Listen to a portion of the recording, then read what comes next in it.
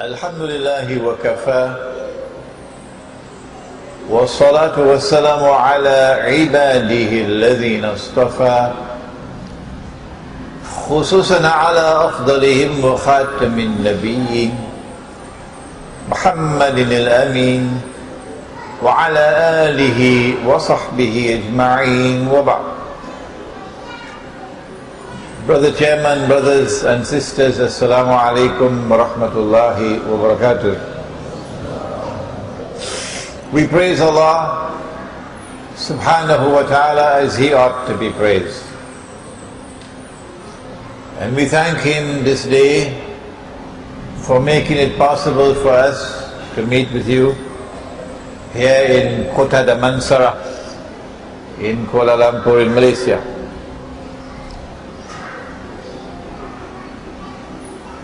And we pray for peace and for blessings on all His noble messengers, and in particular on the last of them all, the blessed Prophet Muhammad sallallahu ta'ala alayhi wa sallam. I left my home in the Caribbean island of Trinidad more than 2 months ago, and I've been continuously traveling. 1 week in Caracas in Venezuela, 4 days in Buenos Aires in Argentina, and 1 month in Cape Town, South Africa, in which we conducted the second international Islamic retreat for using the Quran and the Ahadith to explain the reality of the world today. We had about 31 countries present, 200 participants, and we financed it with a shoestring budget. Nobody got a full plate of food. And then to Durban and Johannesburg and Pretoria and Petersburg, and then almost 3 weeks ago to Kuala Lumpur, where I can't get enough sleep. So if I look tired and if I look sleepy, it's because I need a rest. But while there is life, we must continue to teach with the hope and prayer that Allah subhanahu wa ta'ala might accept our humble service and might forgive us our sins. Ameen. Our subject is entitled An Islamic View of the Current Arab Uprisings.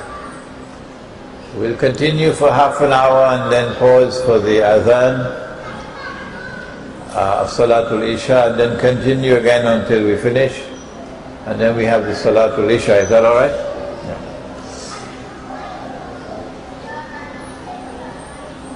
Let us begin by praising our brothers and sisters in Egypt and in Tunisia and in other parts of the Arab world who have responded to prolonged oppression, prolonged suffering, prolonged tyranny,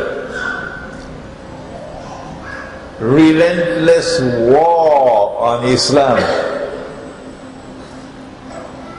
by now rising up against their oppressors.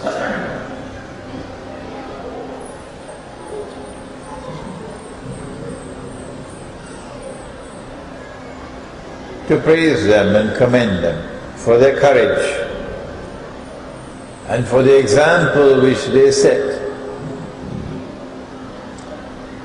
that others might follow their example. And wherever in the world there is oppression, the people might rise up courageously against the oppressor. Having said that, we now recognize that those who rule the world are the greatest oppressors that mankind has ever witnessed. Having said that, we must also now recognize that the oppression seems to be centered on Islam and Muslims, and that they are oppressing us and waging war on Islam for a particular reason. In our opinion, they are doing that on behalf of the State of Israel. This subject is located in that branch of knowledge that is known as Akhir zaman. In English it is called eschatology. Eschatology.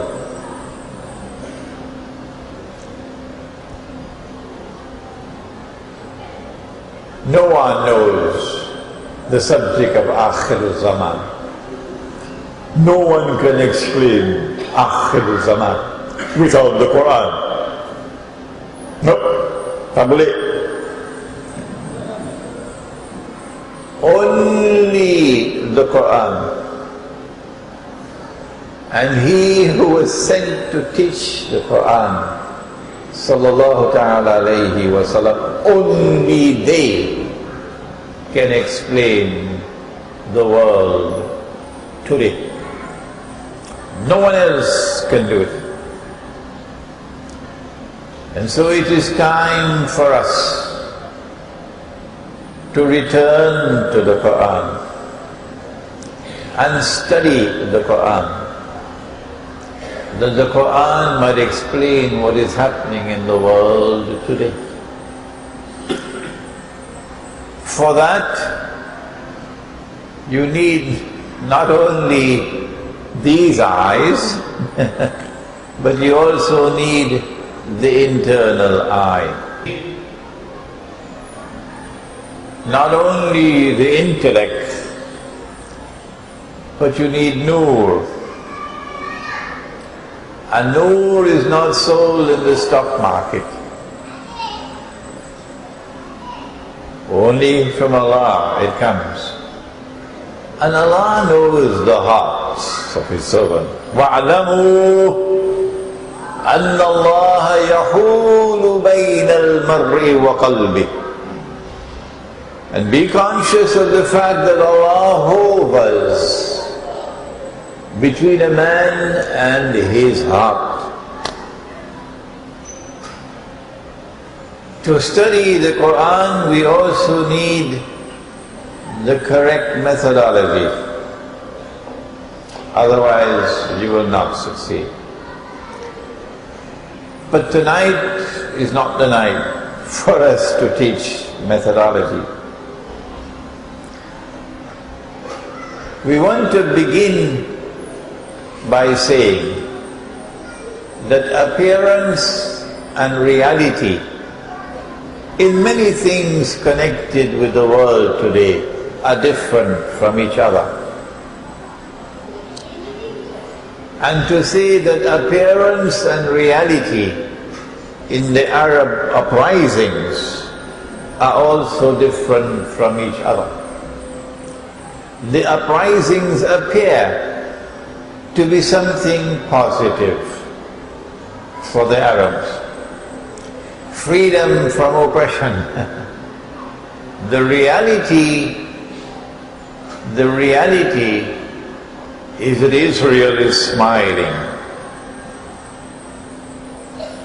because conditions are now emerging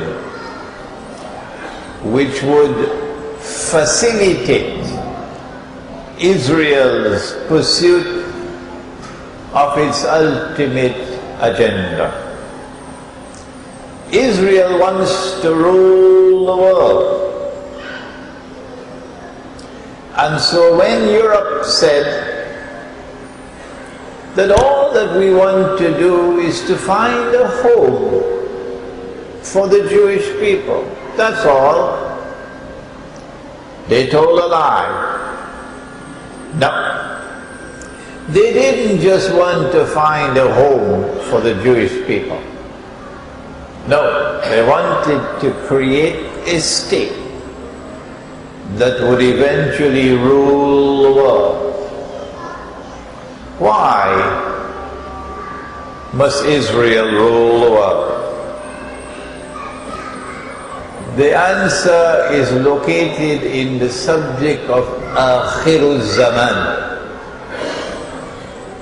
Islamic eschatology. Israel must rule the world so that a man can emerge in Israel. Nabi Muhammad sallallahu ta'ala alayhi wa sallam described that man to us 1400 years ago. And that man would stand up in Jerusalem and declare, I am the Messiah, Al-Masih. And so he was called Al-Masih al-Dajjal, Dajjal who will claim to be the Messiah. You and I know that the true Messiah is the son of Mary, Nabi Isa alayhi salam. And so this is a false Messiah. But he was created by Allah subhanahu wa ta'ala, not by shaitan. And he was programmed by Allah subhanahu wa ta'ala, not by shaitan, to impersonate the true Messiah. And the weapons that he uses are all evil.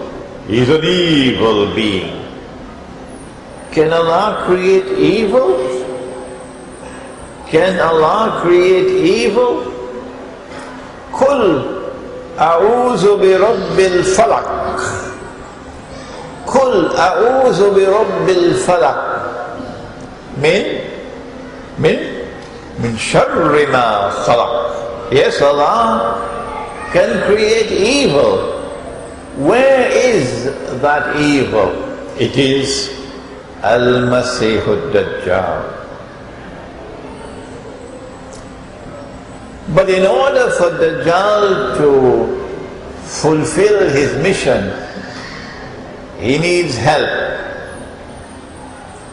So Allah created from Banu Adam, from human beings, He created a people and gave to them a power. So powerful they are that none but Allah can destroy them. And these people also are wicked, wicked, wicked. They tell monstrous lies, like the one that just came out of Washington. Was it yesterday or earlier today? They are Ya'juj and Ma'juj, or Gog and Magog. And they work with Dajjal. And they commit fasad. Fasad is not just a sin, it is a crime, criminal conduct, for which punishment is given here. And the hudud gives us different punishments, but the worst punishment of all is for fasad. And that's what they do. Fasad is that which corrupts and destroys. I am writing a book now on Dajjal, but not getting enough time to write. It may take another year perhaps to finish that book. But Alhamdulillah, I have completed my book on an Islamic view of Gog and Magog in the modern world. I think it is perhaps the only book in the market It is not pride on my part. I am not being proud and arrogant and being disrespectful when I say of much of the literature that I find on Gog and Magog today, worthy of Disneyland.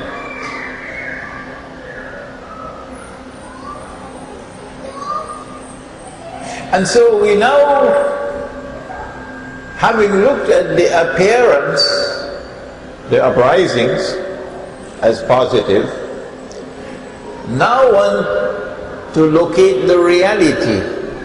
Why is Israel smiling?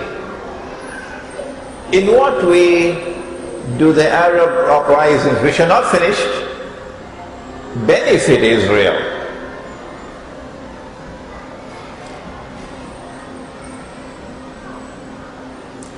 Nabi Muhammad sallallahu ta'ala alayhi wasallam was asleep. The hadith is located in Sahih Bukhari.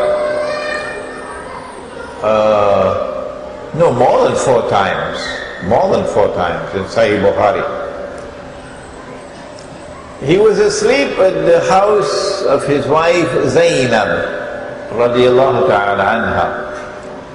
And he saw in his sleep a vision. It was something terrible. And he woke up from his sleep and his face was flushed red. And he said, Wailul lil Arab, woe unto the Arabs. Min sharrin qad iqtaraba, because of a great evil which is now close. And then he raised his hands like this and he said, today a hole has been made in the barrier bit by Zulkarnain. Remember, Zulkarnain had bit that barrier with blocks of iron. And then he had poured molten copper on it. Where is this in the Quran? In Surah Al-Kahfi, yeah.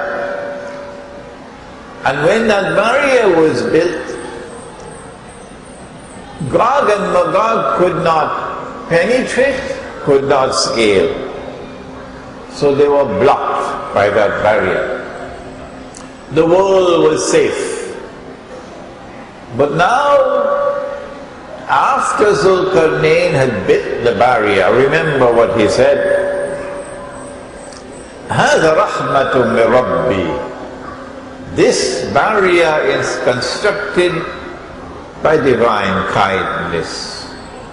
فَإِذَا جَاءَ وَعْدُ رَبِّي. But when that time comes of which my Rabb has warned, آخِرُ زَمَنْ, جَعَلَهُ دَكَّا. Allah is going to bring down the barrier. When will it happen? It cannot happen until the last prophet comes. It cannot happen until the last kitab is revealed. So now, in the lifetime of Nabi Muhammad sallallahu ta'ala alayhi wa sallam, he says, today a hole has been made in that barrier bit by Zulkarnain, meaning Allah is bringing down the barrier today. She then asked, Yani Zainab radiyallahu ta'ala anha, shall we be destroyed? We, the Arabs, because he said, Wailul lil Arab, woe unto the Arabs. She asked, will we be destroyed, we, the Arabs, when there are righteous people amongst us? He said, Na'am, yes, the Arabs will be destroyed. And then he gave us the time when that destruction will take place. He said, إِذَا كَثُرَ الْخَبَثِ. when moral nastiness prevails in the world. The world becomes so stink, you got to close your nose. That's the time when the Arabs will be destroyed. When pornography is everywhere, in every little corner, in every little shop. The destruction of the Arabs was something of which we were warned at an earlier time, long before Nabi Muhammad alayhi salatu wasalam. This coming destruction of the Arabs is not taking place yet, it's coming. And the Arab uprisings I am suggesting to you is preparing the way for that slaughter. For that slaughter. Thousands of years before Nabi Muhammad alayhi salatu wasalam, Nabi Ibrahim alayhi salam had a vision. And in that vision he saw himself sacrificing his own son. So he went to his son, Ismail alayhi salam, not Ishaq. And he said to him, Inni ara fil manami anni azbahuk. I have seen myself in a vision sacrificing you. The son, Fanzur madha tara. Son, how do you respond? The son replied and said, Ya abati fa'al ma tu'mar. Oh my father, go ahead and do as you have been commanded to do. Satajiduni insha'Allahu min as-sabirin. You will find me, insha'Allah, patient. And then when Ibrahim alayhi salam placed his son's head on the block and was about to sacrifice him, Allah called out, Ya Ibrahim, qad sadaqta ru'ya. You have already fulfilled the vision. You have already accepted the sacrifice of your seed. It was not required of you to do the zabiha. No. You have already fulfilled the vision. Qad sadaqta ru'ya. It is my opinion. And when I give my opinion, you should never accept it. No. Until you are convinced that it is correct. Remember that. Anytime I give my opinion, do not accept it unless you are convinced that it is correct. It is my opinion. And Allah knows best.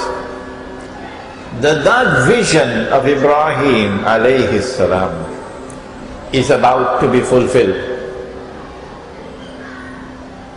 That vision of Ibrahim alayhi salam is what Nabi Muhammad alayhi salatu wasalam also saw in a vision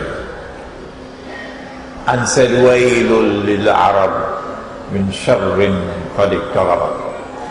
The seed of Ismail alayhi salam, the Arabs. He said, sallallahu ta'ala alayhi wa sallam, the best of those who have come from Ismail alayhi salam are the Kinana. And the best of those who have come from the Kinana are the Quraysh. And the best of those who have come from the Quraysh are Banu Hashim. And I am the best of Banu Hashim. Establishing that the Arabs are descended from Ismail alayhi salam.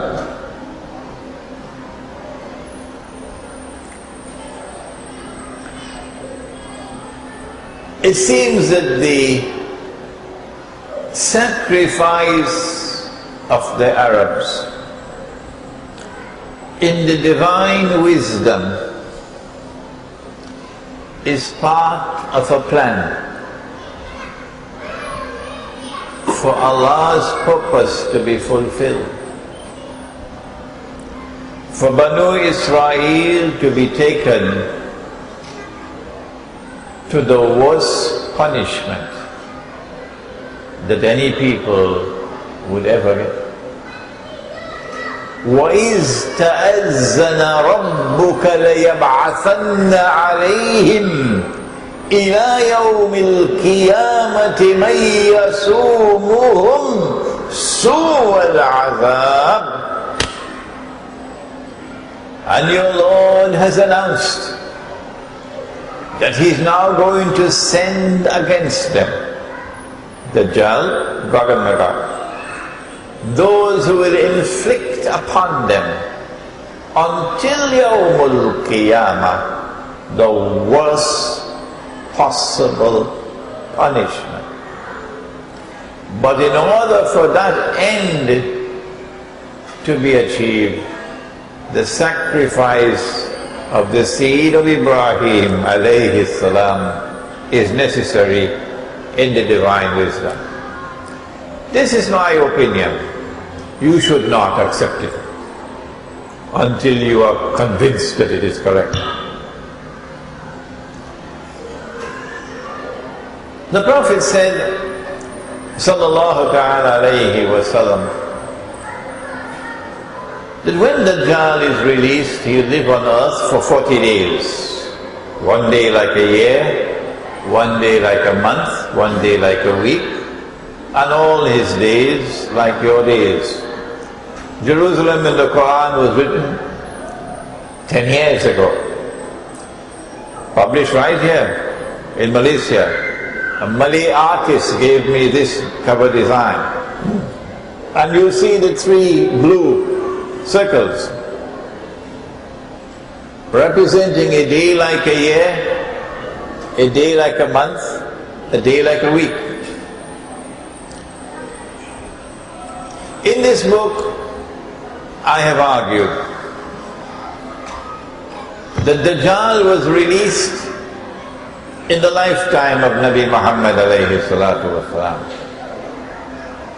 He is on earth, but you cannot see him. Are there angels in this masjid? Can you see them? Are there jinn in this masjid? Can you see them? So Dajjal is here in this world, but not in our world of space and time. You can't see him. I have argued that these 3 stages, a day like a year, a day like a month, a day like a week, these 3 stages produced 3 world orders. In stage 1, a day like a year, the world experienced Pax Britannica, Britain ruling the world. And the sterling pound is the international currency. And Britain ruling the sea. And then came stage 2, which is Pax Americana, America ruling the world. And the US dollar as the international currency, and America ruling the sky. And I've argued that Pax America cannot last forever. It'll have to end. 15 years ago I said the US dollar has to collapse. Where did I get that knowledge from? But they laughed at me at that time, they're not laughing anymore now. I am not a prophet. No.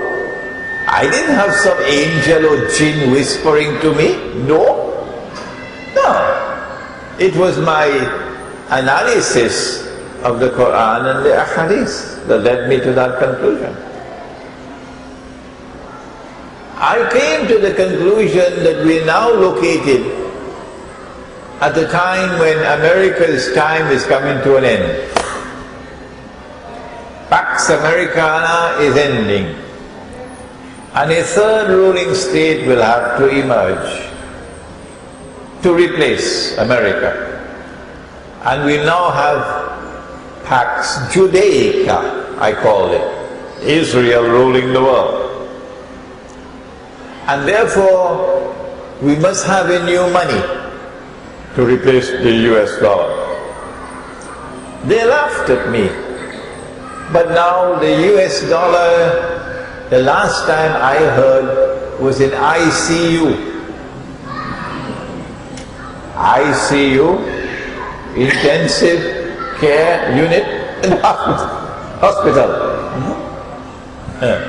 And it is likely within the next few months perhaps that the US government is going to demonetize the US dollar, meaning it can no longer be used as legal tender. You cannot use it to buy and sell.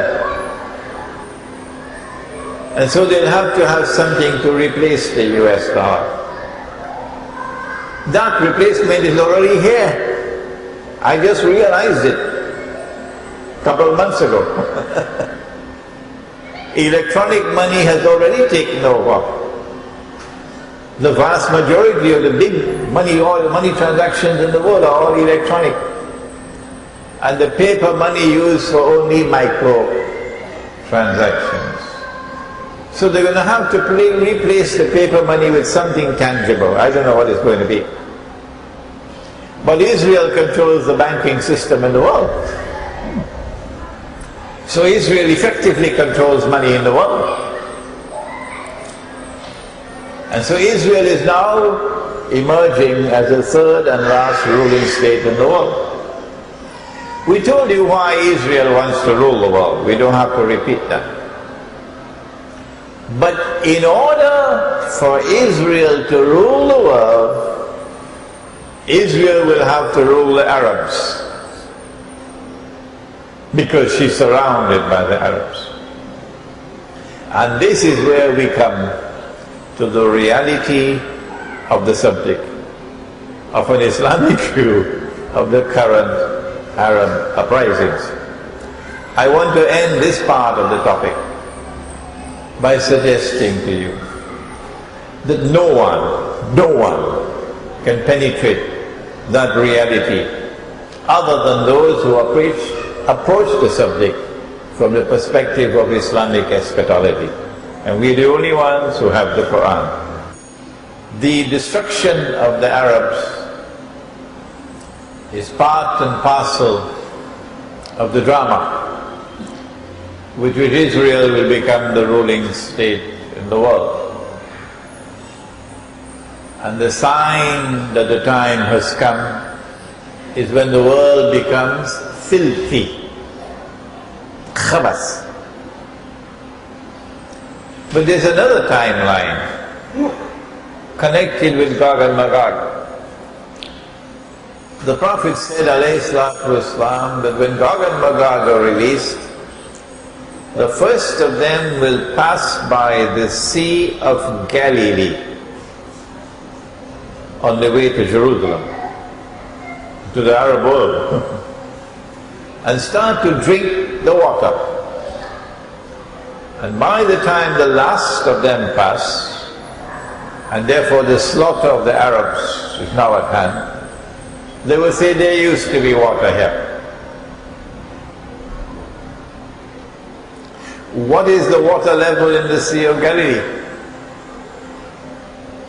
Answer: the water level is now so low that the Sea of Galilee in the Holy Land is effectively dead, cannot be revived. Just waiting now to dry up. And so the time for the slaughter to take place has arrived.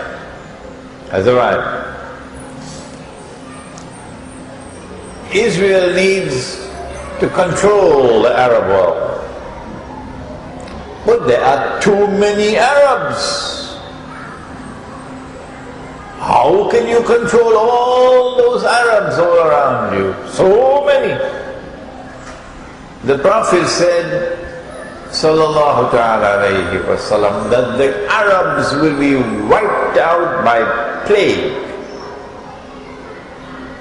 Meaning biological warfare. Did you hear about swine flu? And people put it on mask? You had it here in KL? You heard about H1N1? Well, these are signs of things to come. Biological warfare.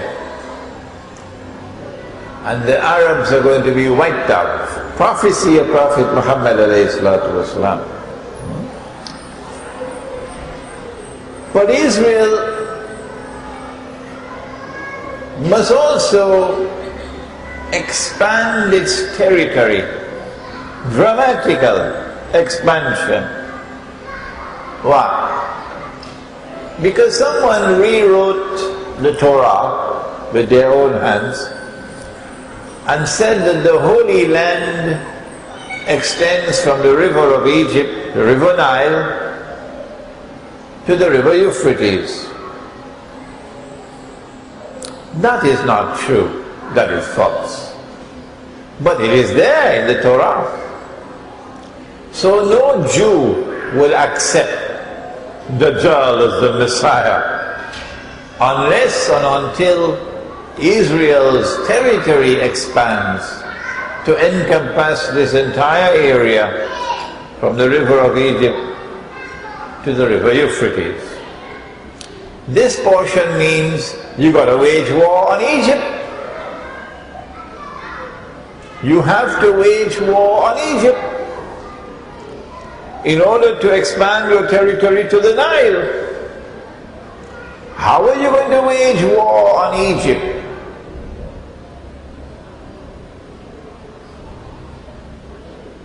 And the world recognizes you as an aggressor, an oppressor. That's not nice.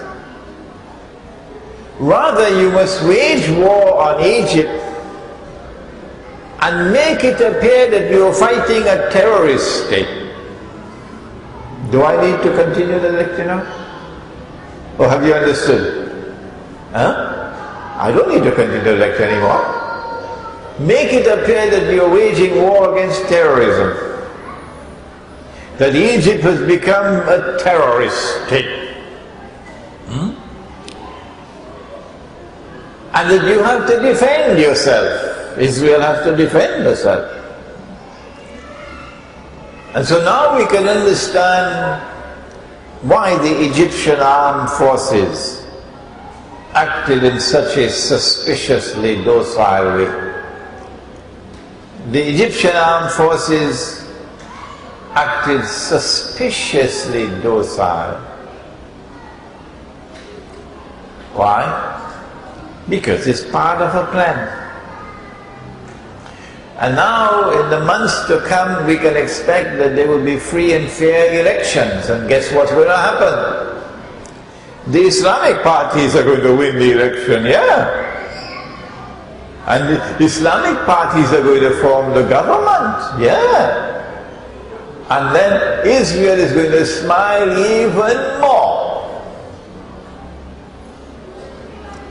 Because once the Islamic government comes to Egypt, what's going to happen with Gaza? Can you imagine? The Islamic government in Egypt will have to support the Muslims of Gaza. Not only political support, but material support. And so Israel is going to say, these missiles now coming from Egypt. Huh? And Egypt is becoming a state that is supporting terrorism because Hamas has been branded a terrorist organization. And so Israel will get what is known as casus belli, justification for waging war on Egypt. And when Israel wages that war, then the territory of the state of Israel will expand to reach the river Nile, which means that Israel will take control of the Suez Canal as well.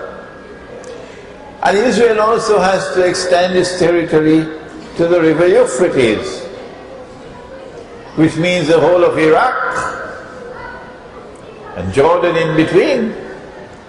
So it's quite convenient to have the United States in control of Iraq already. So now we're beginning to understand that what is happening in the Arab world is part of a big plan. And the big plan comes out of the Torah. The Torah. In order for Israel to wage that big war against the Arabs and to expand its territory dramatically, Israel has to ensure that Muslims do not have any military capacity to threaten and to destroy Israel. There is only one weapon that Israel has reason to fear, and that is nuclear weapons. And the missile capacity to deliver a nuclear weapon. And who has that? Only Pakistan. Only Pakistan. So what they did 10 years ago, and they may have put it on the drawing board 20 years ago. What they did 10 years ago was to tell a big lie. No, sorry, it's more than a big lie. Because there are three categories of lies. There are ordinary lies, and then there's the big lies, and then there's 9/11. 9/11 was crafted to give the Americans and the British and NATO and Israel the opening to destroy Pakistan's nuclear weapons. It's very convenient to have Afghanistan as the location.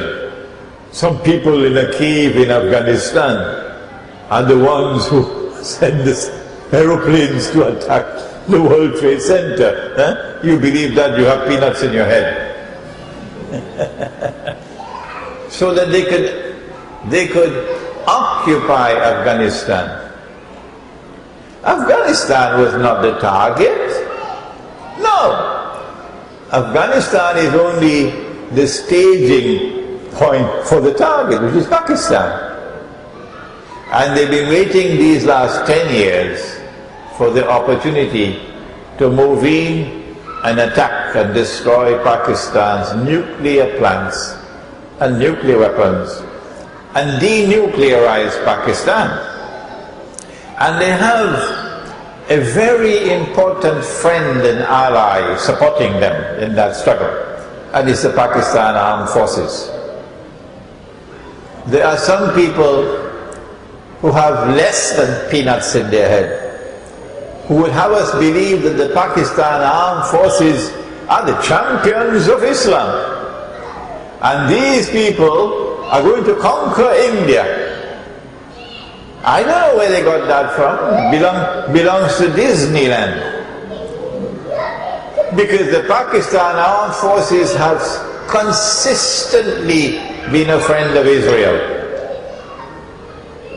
Consistently been a friend of Israel.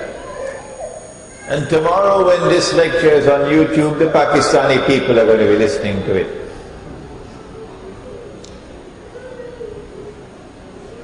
They attacked Libya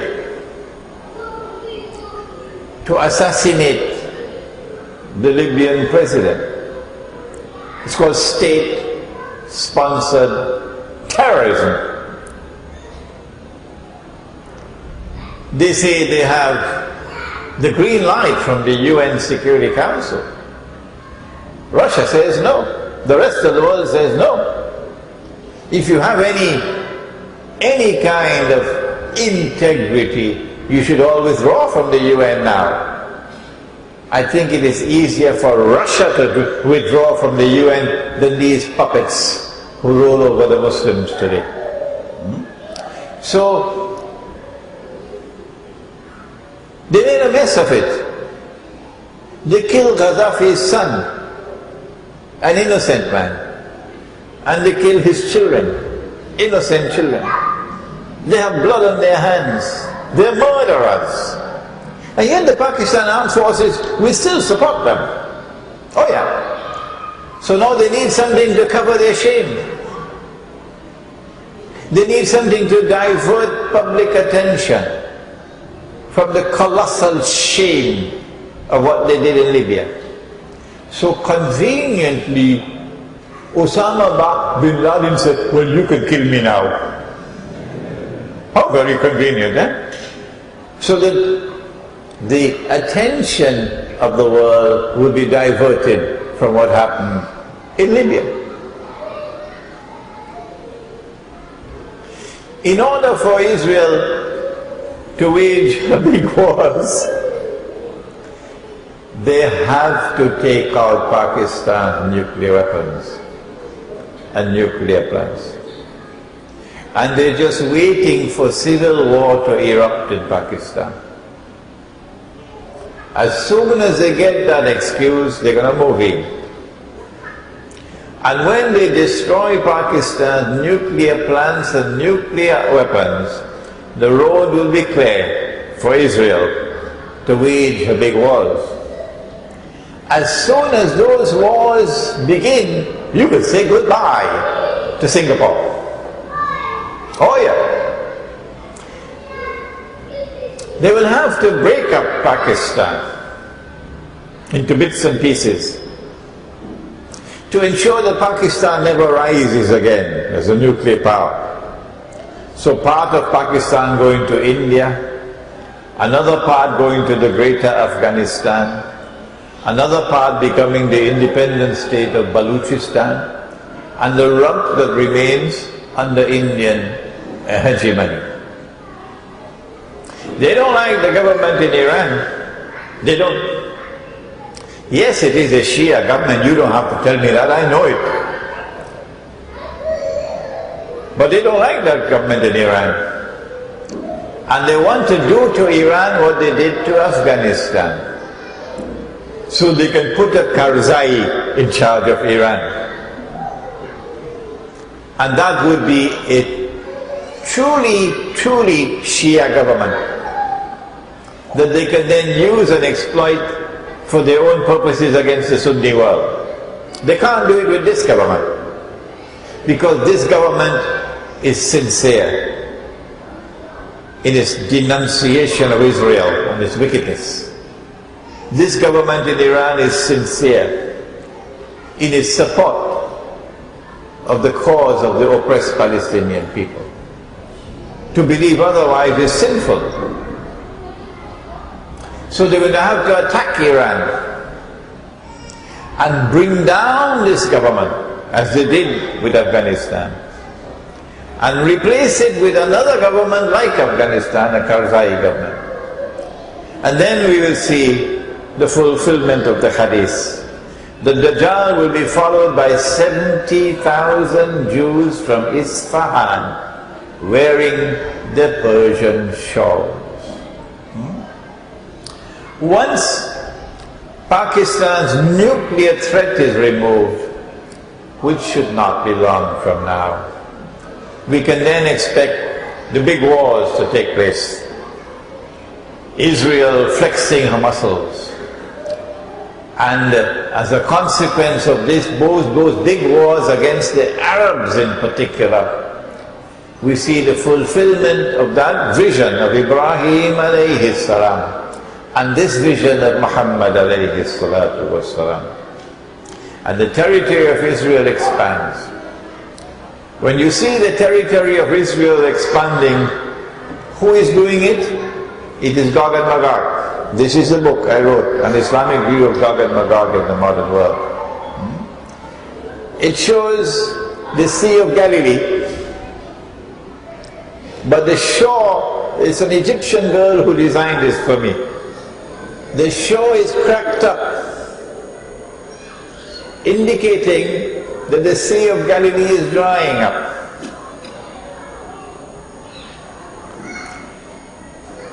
This is the time when we're going to find, as the Sea of Galilee is drying up, the big wars will take place and Israel will expand its territory and Israel will take over from the United States as the new ruling state in the world.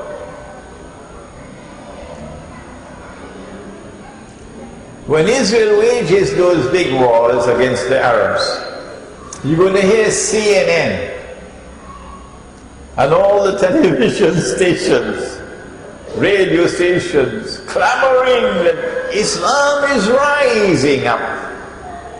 Islamic governments now are coming to power. Islam is rising up. And this is going to menace the world. Mankind is in great danger from Islam. These Muslims will slaughter everybody. The Muslims want to rule the world. That's a lie. You're the one who wants to rule the world, not us.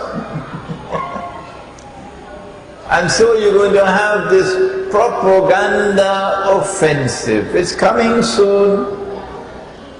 That Israel has to save the world from the menace of Islam.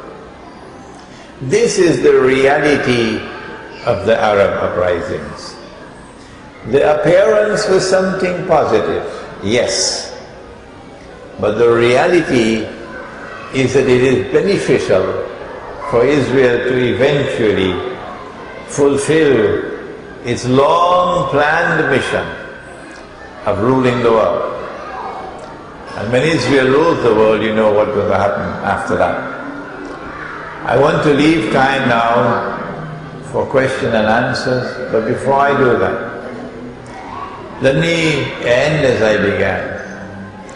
The only reason that I was able to sit here and give this lecture tonight and explain to you the reality is because I have studied Islamic eschatology, the ilm of Akhirul Zaman. And if you do not do it, you will be a people who will not be able to understand what is happening in the world. Let me end by saying that the Quran has a magnificent role still to play in history.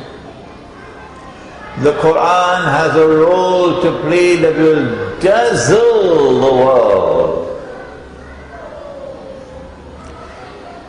But for the Quran to play that role, Allah has to choose from among our young men those who will become the scholars of tomorrow when we are in the grave. Maybe one from Kota Damansa. But you're not going to reap, my son, unless you plant. You have to study the Quran. The books that I have written, this is Jerusalem in the Quran, this is an Islamic view of Gog and Magog in the modern world. The most important surah of the Quran to teach you Akhirul Zaman is Surah Al-Kahfi. It is. And this book is entitled Surah Al-Kahfi and the modern age.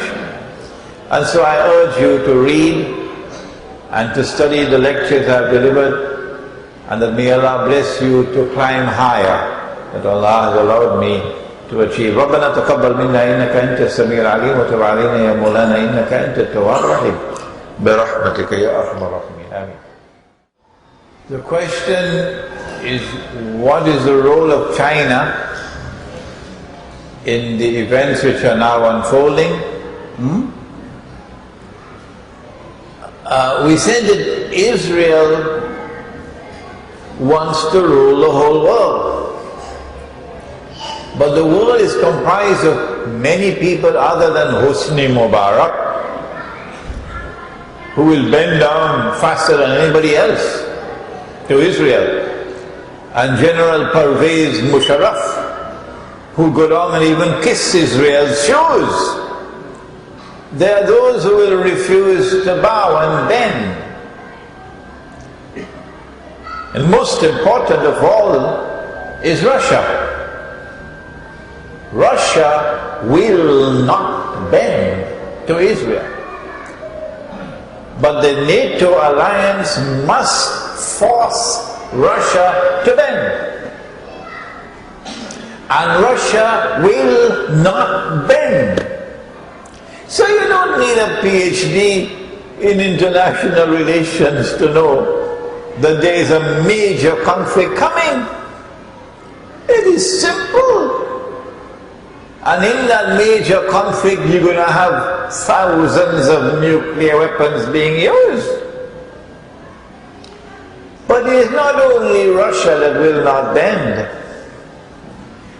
China is proud of her civilization.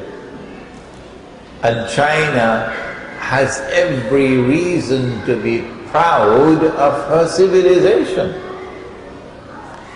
The Chinese in Singapore will bend down and kiss Israel's foot.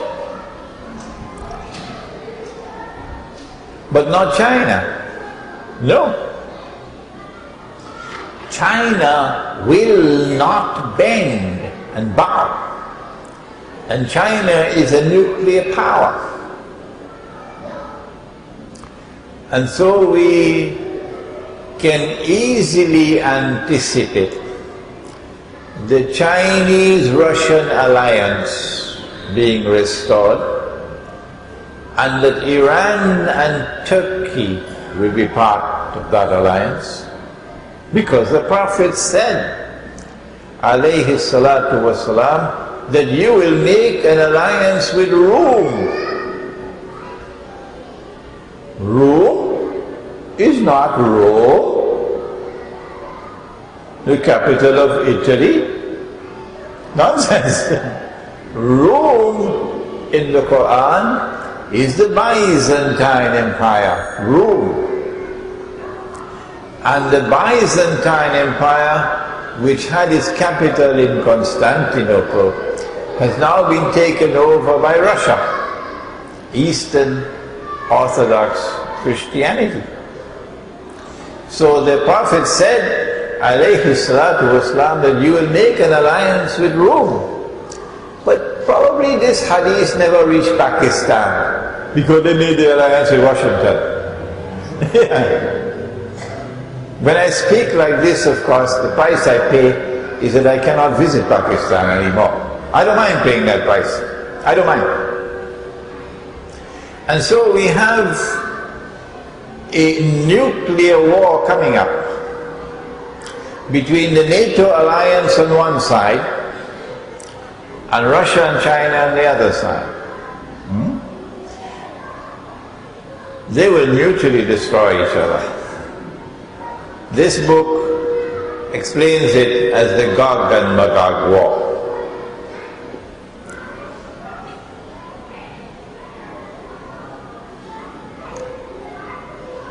In order for Russia to have a fighting chance to win that war, the Russian Navy, nuclear-powered Navy, must have access to the Mediterranean Sea. The only way that the Russian Navy can get access to the Mediterranean Sea is if they can pass through the Bosphorus. And the city of Istanbul is located on both sides of the Bosphorus. Istanbul used to be called Constantinople. Today Istanbul is a NATO city controlled by the North Atlantic Treaty Organization. But the Prophet sallallahu alayhi wasallam made a prophecy that you will conquer Constantinople. And he praised the Amir of that army, and he praised that army. Ni'mal Jaysh, Ni'mal Amir. I understand that prophecy to be located in Akhirul Zaman, not the previous conquest. And so I'm anticipating civil war in Turkey, so that the Turkish people can liberate themselves from the control of the Turkish armed forces, which are pro-Israel. And that civil war will result in victory for Islam. And so NATO will lose its control over Constantinople. Once that happens, the Russian fleet can now enter the Mediterranean. And so nuclear-powered submarines and ships passing through the Bosphorus into the Mediterranean. China is also nuclear power. And China also has submarines and ships that are nuclear armed. And guess where the Chinese are now building a naval port? Do you know? China is building a naval port on the southern tip of Sri Lanka.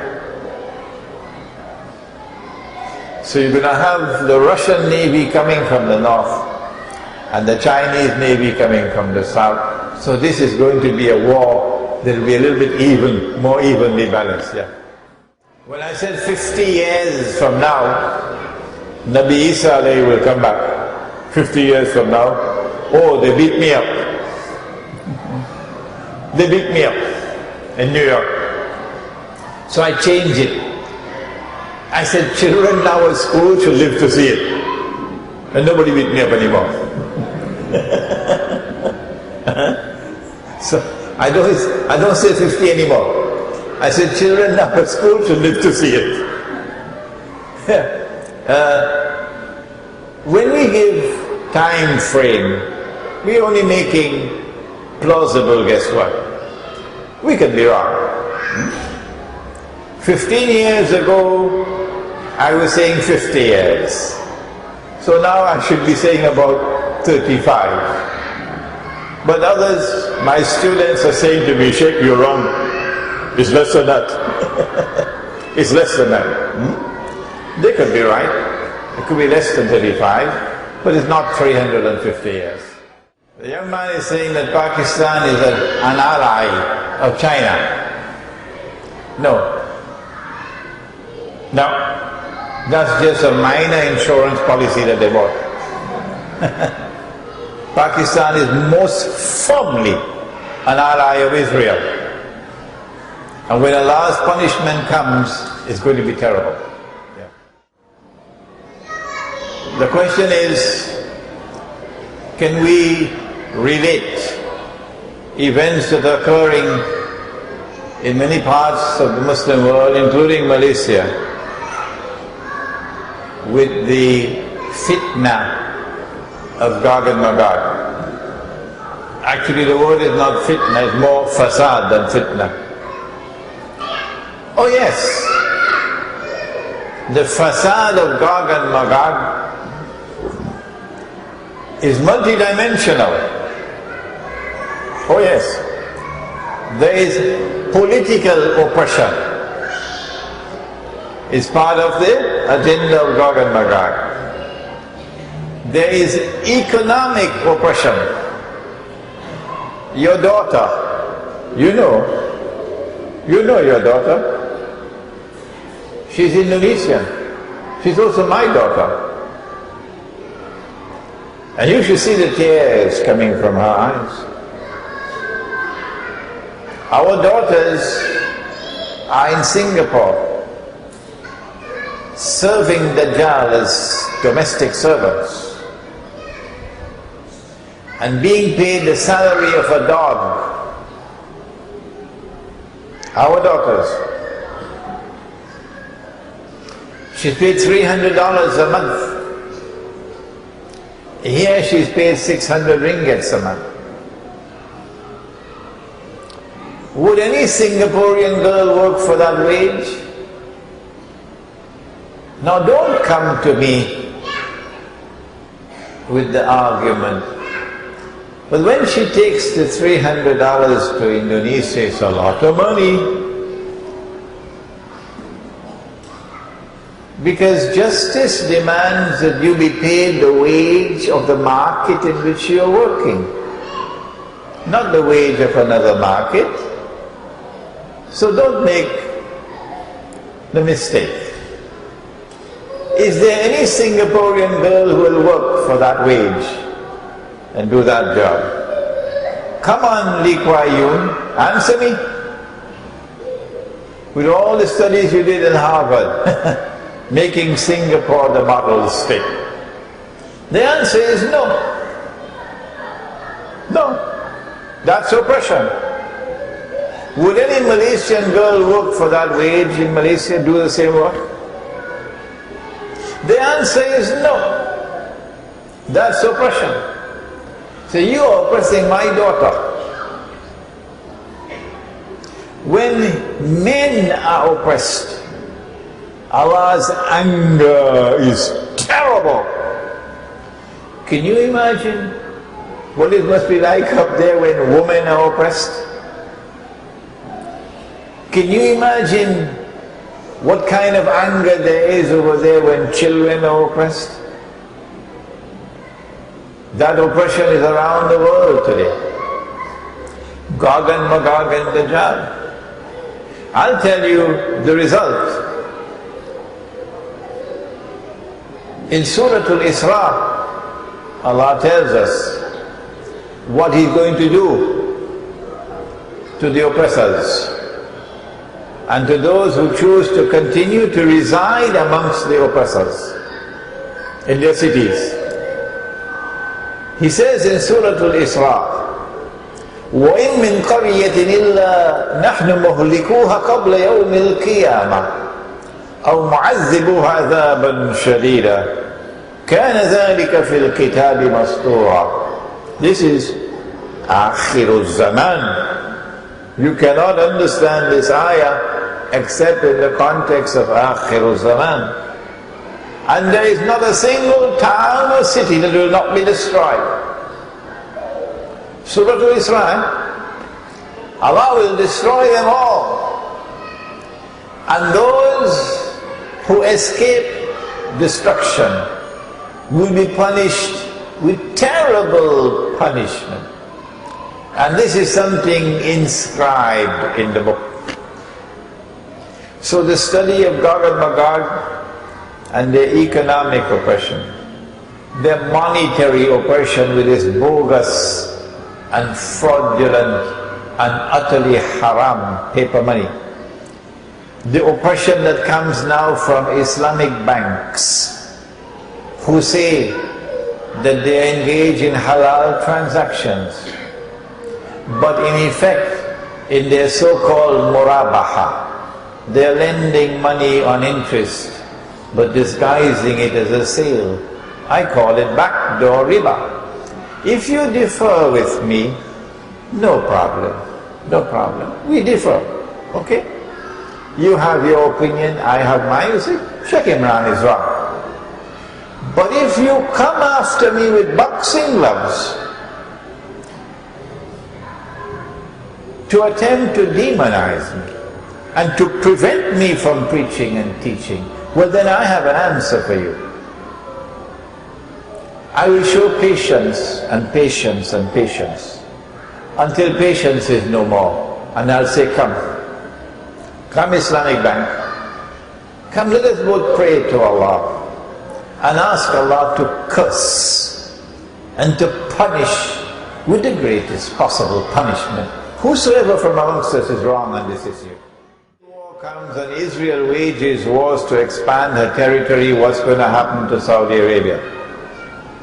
Okay, this is my opinion. I believe that those who rewrote the Torah to say that the Holy Land extends from the river of Egypt to the river Euphrates, they did so because the Jews lived in Egypt for 400 years. Nabi Yusuf alayhi salam lived in Egypt. Nabi Musa alayhi salam lived in Egypt. Nabi Harun alayhi salam lived in Egypt. And the Egypt that they lived was not the whole of Egypt. Misr in the Quran refers to the eastern delta from the river Nile to the Red Sea. That is Misr, not the whole of Egypt. So they are saying this is a part of the Holy Land. The river Euphrates, because the Jews were taken into exile in Babylon and they lived there for hundreds of years. So they say that is also a part of the Holy Land. But the Jews also lived in Medina. Oh yes. So although it's not there in the Torah, it is not far-fetched for us to say that there's going to be an attack on Medina. And so something will have to happen in Saudi Arabia for the Jews to say of Saudi Arabia that it's now rising and turning into a terrorist state. Yeah. That he's asking about is very important for us to memorize. The dua has come with different versions. You can memorize any one. They're all in Sahih Bukhari. Allahumma inni a'udhu bika min azab al-qabr. O Allah, I seek refuge with Thee from the punishment of the grave. Then you pause there and tell you one of the punishments of the grave.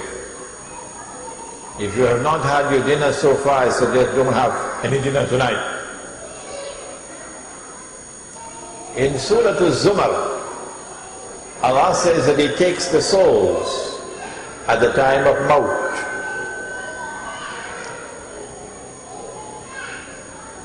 But for those for whom Maut is not yet ordained, He takes their souls while they are sleeping. فَيُمْسِكُ الَّتِي قَضَى عَلَيْهَا الْمَوْتِ. And when He takes the souls while they are sleeping, He then keeps those souls for whom Maut is written. وَيُرْسِلُ الْأُخْرَى إِلَى أَجَلٍ مُسَمَّى. And He returns the other souls for a period of time that is prescribed. But during that time, when the soul has been taken and not yet returned, there is no way to tell that that person is still alive. That all the medical evidence would show no sign of life. So if Allah wants to punish you with one of the punishments of the grave, He can do this to you. He can take your soul and people will believe that you are dead. And they will wash your body. And they will clothe your body. And they will perform the salatul janazah. And they will bury you and they will forget to put a cell phone down there.